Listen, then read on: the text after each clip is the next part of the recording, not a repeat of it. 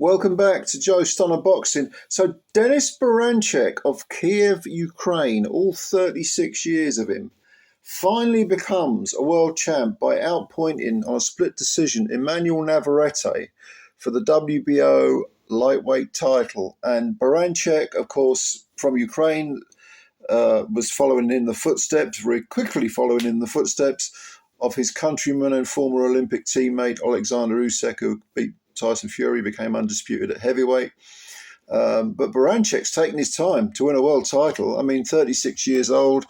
Like I say, the same Olympic team that Usyk and Lomachenko and was it Gvozdek, I think, was on the team as well. Great Ukrainian Olympic team, won lots of medals.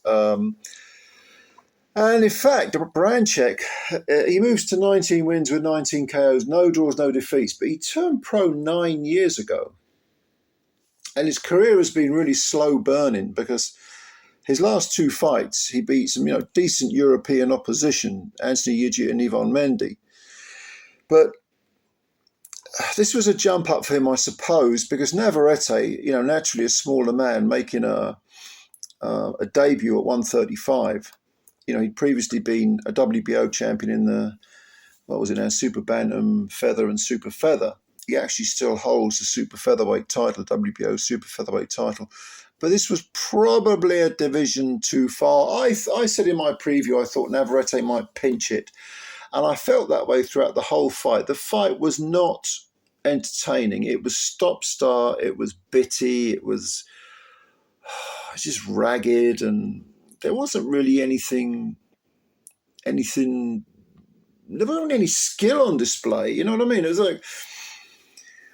like, Navarrete has got this incredibly awkward style where he comes forward, he'll throw wild punches, nothing's textbook, it's all very, very kind of sloppy. But against smaller guys, he's able to just kind of bully them and manhandle them, maybe ragdoll them a little bit.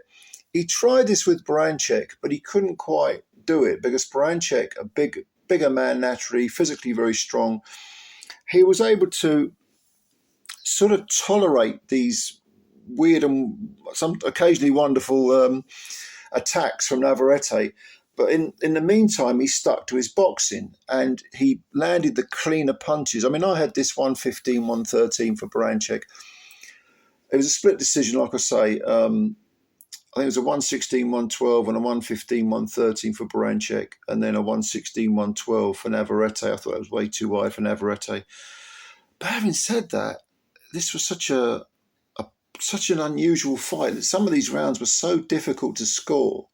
Did you like the aggression and occasional success of Navarrete, or did you like the more refined textbook punches of Berinchyk, the threading through of properly executed punches rather than all these wild swings? And I mean, there was a clash of heads. A couple of times there was a clash of heads. I think the referee or the doctor even checked out Navarrete between rounds because of one of the clashes of heads. It was bad.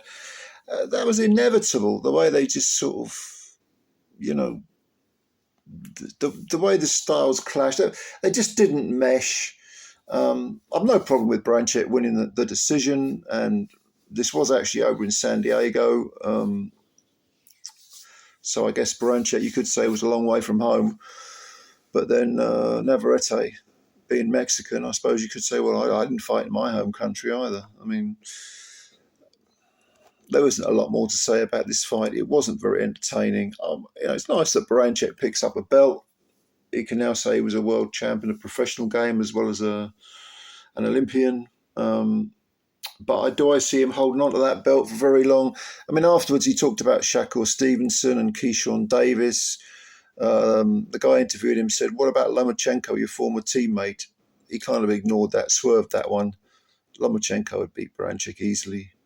Shakur Stevenson, I think, would beat him easily.